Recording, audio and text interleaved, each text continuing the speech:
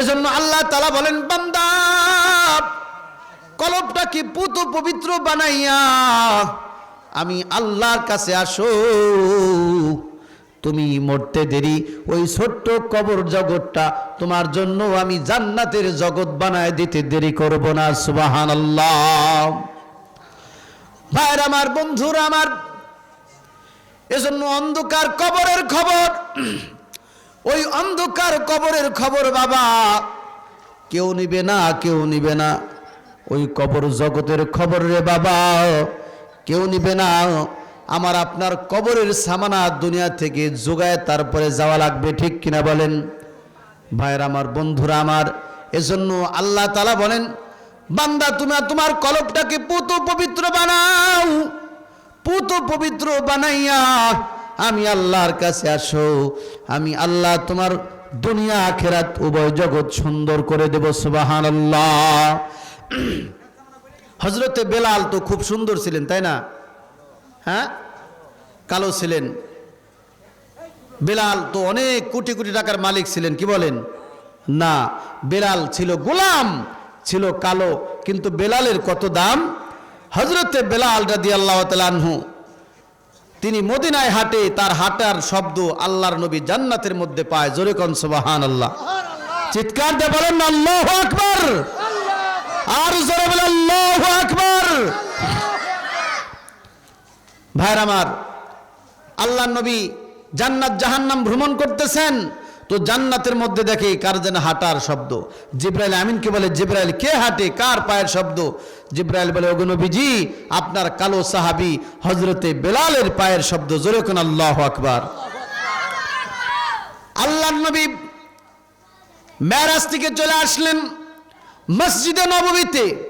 ফজরের নামাজের পর হযরতে বেলালকে বলেন, বেলাল আল্লাহ তাআলা তোমাকে কত মর্যাদা দান করেছে বেলাল। ও বেলাল, তুমি মদিনায় হাঁটো, তোমার হাঁটার শব্দ জান্নাতের মধ্যে পেলাম। সুবহানাল্লাহ। জান্নাতের মধ্যে তোমার হাঁটার শব্দ পেলাম। বেলাল তুমি এমন কি আমল করো, তোমার হাঁটার শব্দ জান্নাতের মধ্যে পেলাম। হযরতে বেলাল বলেন, ইয়া রাসূলুল্লাহ, ইয়া হাবিবাল্লাহ, যেদিন থেকে কালিমা পড়ে মুসলমান হয়েছি ওই দিন থেকে আজ পর্যন্ত সর্ব অবস্থায় আমি নিজেকে পুত পবিত্র রাখার চেষ্টা করেছি। জোরে কোন আল্লাহু আকবার।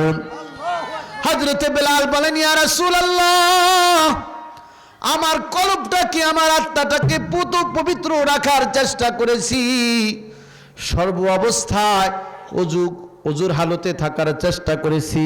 আর এই কলবটার মধ্যে আমার মাওলা পাকের ভয়, আমার আল্লাহর ভয় দিয়ে কলবটাকে আমি ভরে রেখেছি। জোরে জোরে কোন সুবহানাল্লাহ। এজন্য যার কলবটা ভালো রে বাবা, তার দাম আমার আল্লাহর কাছে অনেক বেশি। কলবটার মধ্যে যার কলবের ভিতরে আল্লাহ পাকের জিকির, আল্লাহ পাকের স্মরণ, ওই বান্দার মরণে কোনো ভয় নাই, কারণ মরতে দেরি, আল্লাহ তাআলা তার বন্ধু হতে দেরি হবে না। সুবহানাল্লাহ। ভাইরা আমার, বন্ধুরা আমার, এজন্য কলব যার ঠিক হয়ে গেছে, দুনিয়া ঠিক হয়ে গেছে। কলবটা যার ভালো হয়ে গেছে, এই কলবের মধ্যে যার আল্লাহ বসে গেছে, তার আর কোনো টেনশন নাই। এজন্য শায়ের বলে, কেউ যদি আল্লাহর হয়ে যায়, আল্লাহ তার হয়ে যায়। জোরে কোন সুবহানাল্লাহ।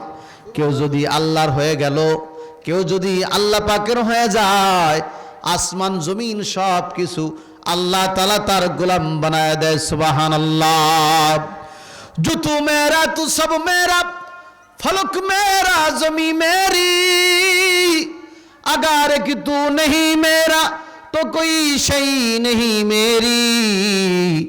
আল্লাহ পাকের এক আশিক বান্দা বলে, আল্লাহ তুমি যদি আমার হয়ে যাও, এই আসমান আমার, জমিন আমার, সব কিছু আমার। আল্লাহ তুমি যদি আমার না হও, কিছুই আমার না। এজন্য কেউ যদি দুনিয়াতে আল্লাহকে পেয়ে গেল, কেউ যদি আল্লাহ পেয়ে গেল, সে দুনিয়া আখিরাতের সমস্ত বাদশাহী পেয়ে গেল। জোরে কোন আল্লাহু আকবার। আর জোরে বল আল্লাহু আকবার। ভাইরা আমার, বন্ধুরা আমার, এজন্য দুনিয়াতে শুধু টাকা কামানোর জন্য আল্লাহ পাঠান নাই, দুনিয়ার ঘর বাড়ি করার জন্য আল্লাহ তাআলা পাঠান নাই। এই বান্দা আল্লাহ তাআলা পাঠাইছেন, বান্দা দুনিয়া তোমাদের জন্য পরীক্ষার স্থল। যাও, যা পরীক্ষা দিয়ে আসো, যা পরীক্ষা দিবা, যা মেহনত করবা, সেটাই তোমার জন্য পরকালে জমা থাকবে। জোরে কোন সুবহানাল্লাহ।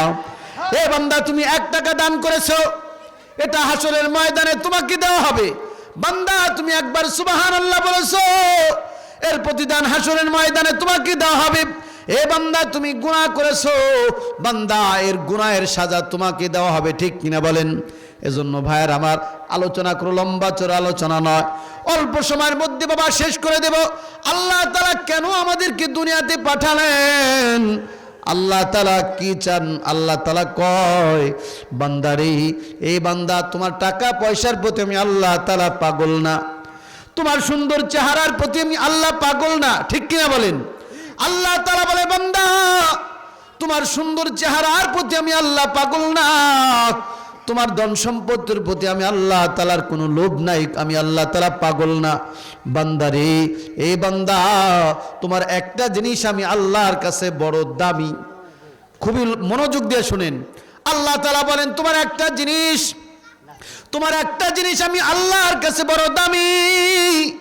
বান্দা, তুমি যখন আমি আল্লাহ তাআলাকে ভয় করি, ওই কলবটার মধ্যে আমি আল্লাহ তাআলার ভয় বসাইয়া, বান্দারে, তুমি যখন আমি আল্লাহকে স্মরণ করে, কবরকে স্মরণ করে, মৌতকে স্মরণ করে, বান্দা, তুমি যখন 1 ফোঁটা চোখের পানি আমি আল্লাহর ভয় তুমি যখন চোখের পানিটা ফালাও, আল্লাহ তাআলা বলে, বান্দা, তোমার চোখের পানি তোমার নাকের ডগায় আসার আগে আগে আমি আল্লাহ তোমার জিন্দেগির তামাম গুনাহগুলি মাফ করে দেই।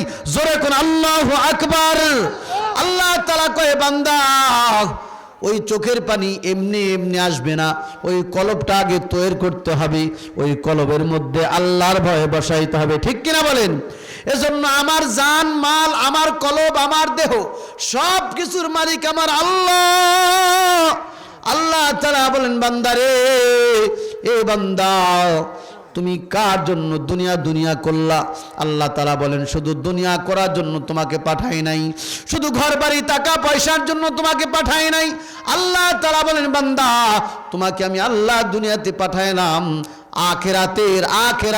আখেরাতের সামানা জোগানোর জন্য। যারা দুনিয়াতে পরকালের মেহনত করবে, আল্লাহ তাআলা পরকালের জীবনটা তাদের জন্য সুখময় করে দিবে। জোরে জোরে কোন সুবহানাল্লাহ। কারা কারা জান্নাতে যেতে, হাত তুলেন। জান্নাতে কারা কারা যেতে যায়? নারায়ে তাকবীর, নারায়ে তাকবীর। হাত নান, আল্লাহ তাআলা কবুল করেন।